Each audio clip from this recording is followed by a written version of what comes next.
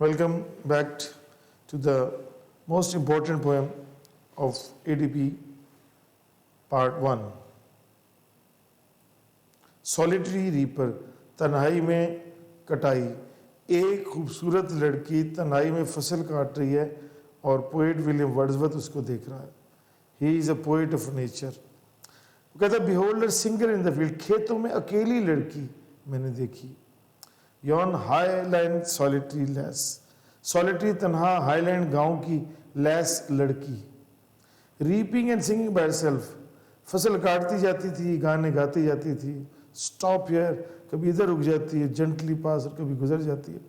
Alone she cuts, अकेले वो काट रही थी। एंड बाइंड्स द ग्रेन, और फसल के गट्ठे बना रही थी।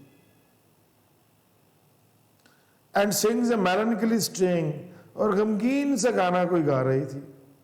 अब शायर को समझ नहीं आ रही कि जबान कौन सी है, लेकिन गाना उसे गमगीन लग रहा था। Listen for the well, well कहते हैं वादी को, प्रोफाउंड गहरी, overflowing with the sound.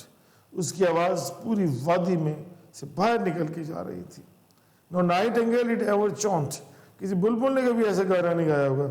More welcome notes to weary band, और खुशामदीदी नोट्स थे थके मांदे ग्रोहों के लिए। Traveller in some shady haunt, जो सायादार दरख्तों के नीचे बैठते हों। अमंग अरेबियन सैंड, अरब के सहराओं से आए हों। A voice so thrilling never was heard, इतनी खूबसूरत आवाज कभी नहीं सुनी गई होगी। In spring time from the cuckoo bird, बाहर के मौसम में कोयल से भी। Breaking the silences of the seas, वो समुद्रों के सकूत को तोड़ती हुई आवाज। अमंग द फारदस्ट ब्राइट, दूर दगाह की बंदरगाहों और जगहों तक। Will no one tell me what she sings, किसी ने ना बताया कि वो क्या गा रही है। Perhaps the plaintiff number flow, गाने के लफ्ज शायद खुद ही निकल रहे हैं। Old unhappy far of things, शायद वो पुरानी नाखुशगवार दूर दराज की चीज़ों के मुतालिक आ रही है। एंड बैटल्स लॉन्ग अगो, और जंगें जब बहुत अरसे पहले हो गई। और it is more humbly familiar matter of today, शायद कोई इज्जो इनकसारी वाला गाना हो आजकल के मसाइल का। सब नेचुरल सॉरो, कुदरती दुख था, लॉस खो देने था, पेन था उसके गाने में। दैट हैज़ बीन और मे बी अगेन, शायद हो चुका था या होने वाला था। Whatever the theme, जो भी मौजू था, the maiden song, जो दोशीज़ा गा रही थी, as if her song could have no ending, ऐसा लगता था उसका गाना कभी ख़त्म नहीं होगा।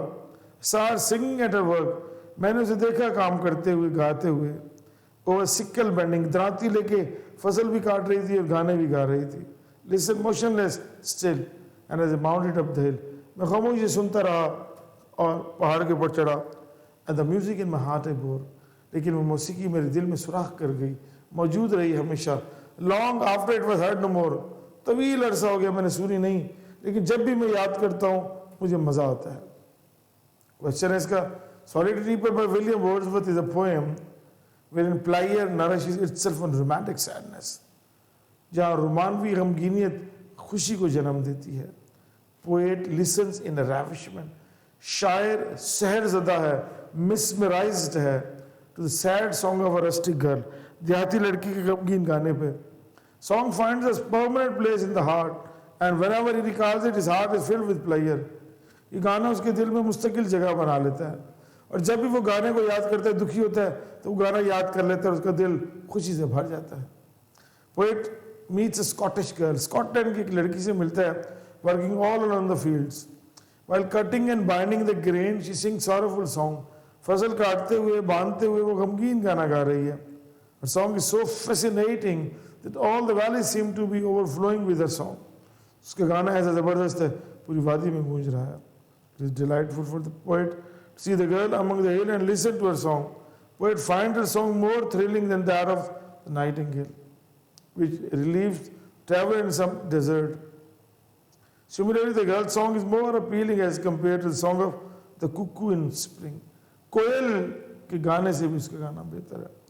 Poet is unable to make out the theme of the song, शायर को मौजू समझ नहीं आता, because the girl is singing a foreign language. However, the poet feels the sorrowful tone of the song. In spite of this, song lodges itself in the poet's heart. ये गाना उसके दिल में अनमिट नकूश छोड़ जाता है। The music in my heart I bore, long after it was heard no more. The poem is remarkable for its theme and treatment. The theme of the poem is that man and nature are connected to each other. इंसान फितरत एक दूसरे के साथ जुड़े हुए हैं. Lovely girl appeared to be part of beauty of nature. She represents its sweetness, joy, mystery. The job of the poet to recognize this relationship, conveys experience to the reader so that it may also feel pleasure. The poem has 8 stanzas, out of which 2nd, 4th, 6th and 8th have rhyming couplets. The language is simple but appealing. और ये home task है, reference the context का. I listened motionless and still. I mounted up the hill, the music in my heart abode, long after it was heard no more. तो इस पूरी poem को हम चंद लफ्जों में समेटते हुए have been told by the poet William Wordsworth that he happened to come across a beautiful girl in a beautiful valley, and he was haunted by the beauty of the girl, and the girl was singing a song which is never known by the poet, never heard by the poet, but the music of the song is haunting him. After a long time, he still remembered that beautiful song. So it means that the influence of nature will remain on your mind forever and for a long time. So this poem tells us about the connection of nature with the man, and the nature's attitude toward man and man's attitude toward nature. Thank you very much. See you in the next lecture. आप ये assignment मुझे check करवा दीजिएगा, भेज दीजिएगा. Allah Hafiz and good luck.